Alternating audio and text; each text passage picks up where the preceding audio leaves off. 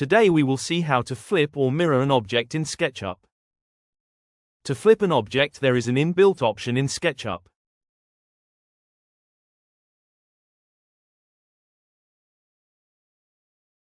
First, we will create a sample uncial design object for reference.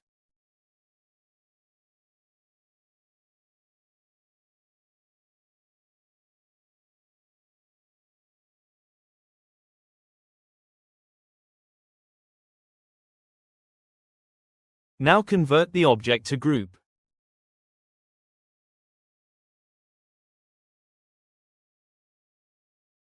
To flip an object, first select the object and right-click. You can see Flip Along option. Then you get three options: groups red, groups green and groups blue according to axis. If you click on groups red, the object flips along red axis. Same way, if you click on groups green, the object flips along green axis. And if you click on groups blue, the object flips along blue axis. As you can observe, in this case the object won't move from its position, but only it flips.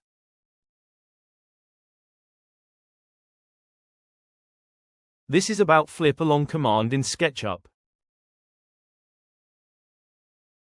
Thanks for watching the video from Arjun's Architectural Designs. Subscribe our channel for more videos.